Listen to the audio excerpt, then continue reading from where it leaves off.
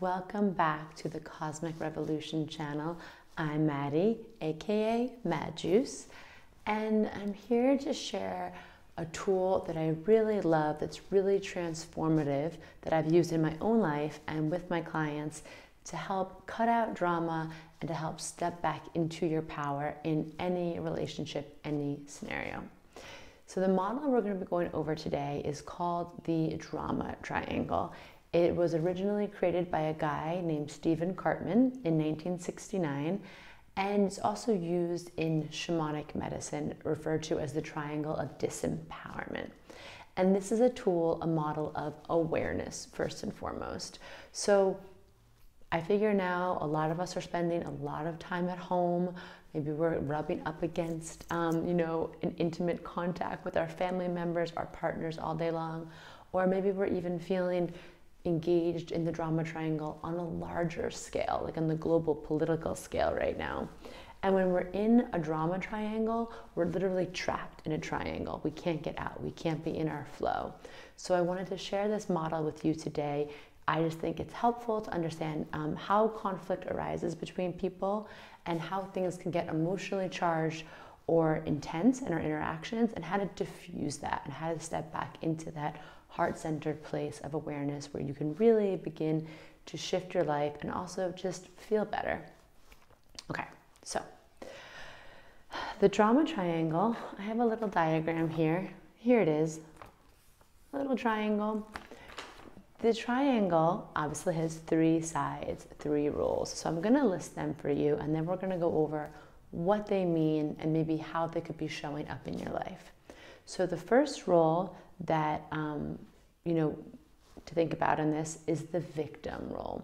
The victim role is the person who things are always happening to you. Things are, never going in your own way, never going for you. The victim role is like, can I ever get a break? Everyone's out to get me. The world is out to get me.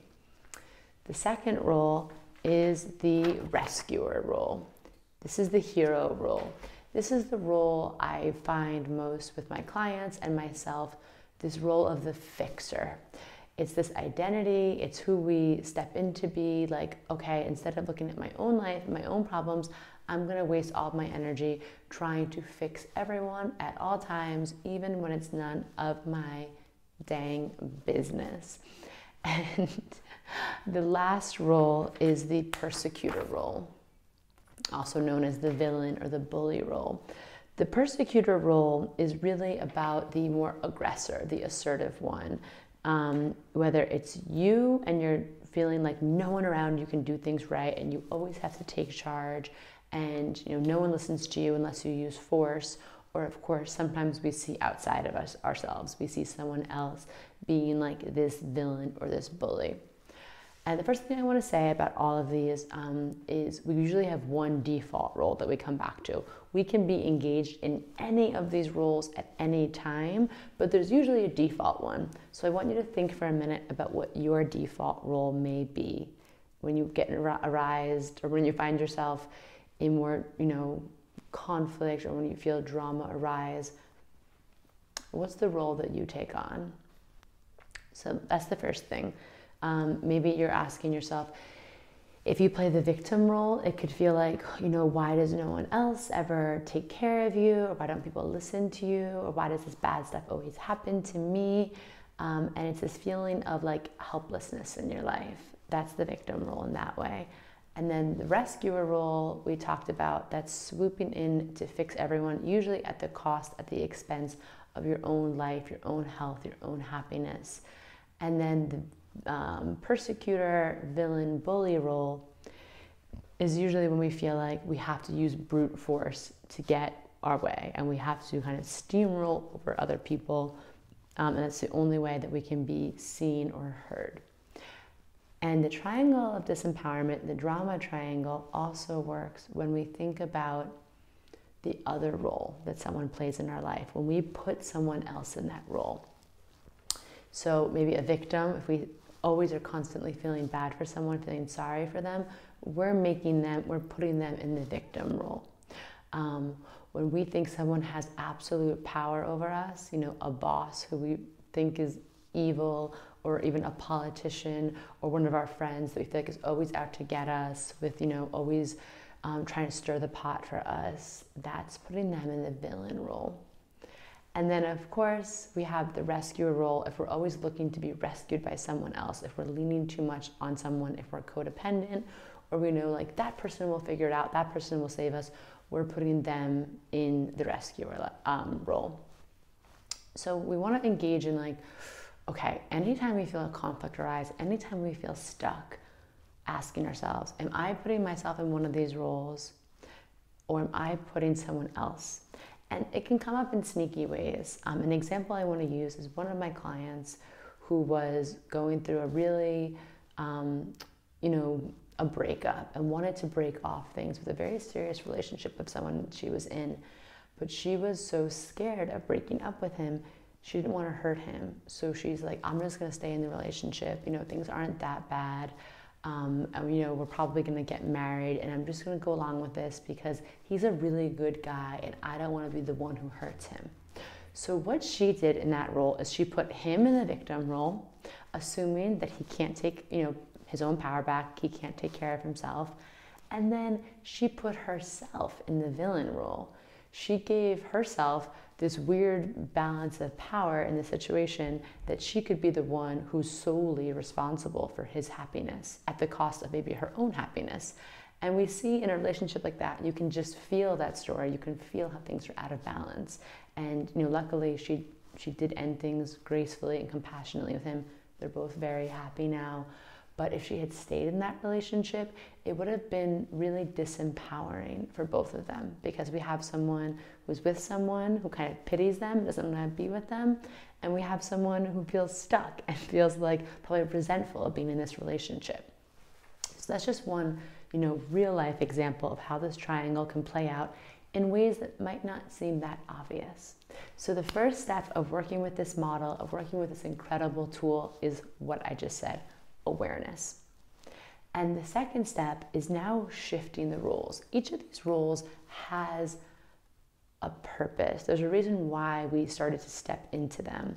But we want to kind of look at our starting gate role, the role that we jumped into, and now look at, okay, how can I be the higher vibe version of that role? How can I be the more conscious, more responsible version of that role? So this is how it's gonna go.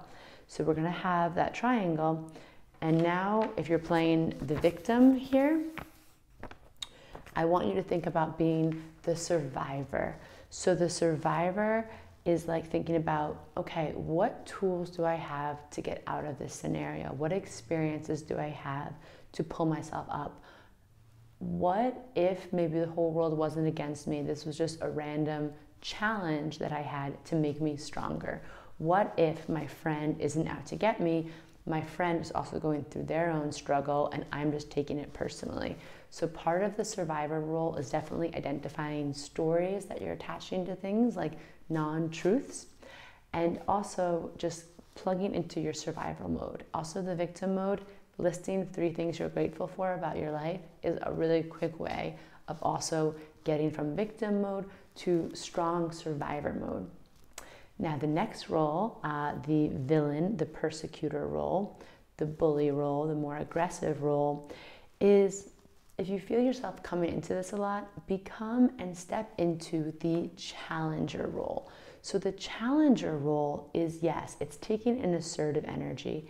It's taking on an energy of like, yeah, I have something really powerful to share right now, and maybe people aren't listening to me, but what are my needs? How can I express my needs firmly and clearly, and then trust other people to follow those actions?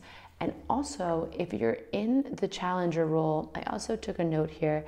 It says, you can ask someone, be firm but fair, and then say, if you keep your side of the agreement, then I can keep mine. So it's about negotiation. It's about compromise. It's about, again, being firm but fair. And this is really down to our communications. So if you feel yourself taking on this role, this is a good way to kind of flip that and become from the persecutor into the challenger role, which I know you know how to do We can all figure it out. We just need to have that moment of, ooh, conscious, mindful awareness of what we're slipping into that, right? And so the last role, which I'm sure many of you identify with, the hero role, the rescuer role. This is it, especially if you're an empath or you're a natural caregiver, this might be your go-to. So I want you to switch from the rescuer role to the role of the caring coach, the coach, okay? A coach doesn't play the game for you. A coach doesn't do your work for you. A coach holds space for you and says like, okay, how can I help support you during this time? But also asking the person, what do you want to get out of this scenario? And making them do some of the work for them. Because if we're constantly rescuing people, we're not letting them learn their own lessons and gain their own strength.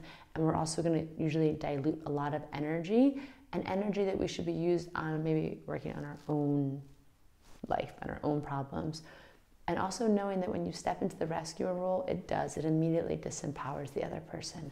So just hold back, hold that space. Of course, if you're spiritual, you can pray, you can meditate with that person. And then as the coach who is caring, you can say things, you can ask them thought-provoking questions. What is your ideal scenario here? What are the tools that you have at your disposal to help yourself out? And you can just be that mirror and that sounding board without having to jump out of your proverbial lifeboat to go rescue them.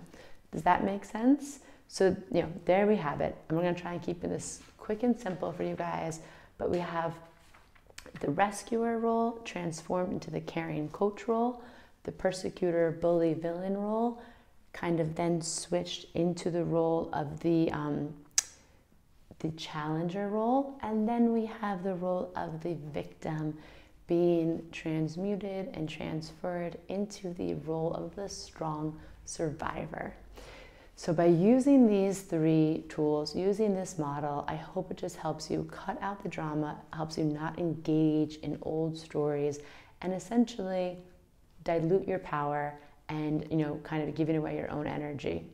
That's what we don't want to happen right now. We're entering a time in our collective chapter, a new era is being born, where we all need to be in our power, whether it's in the workplace or in our home or just in our friend groups.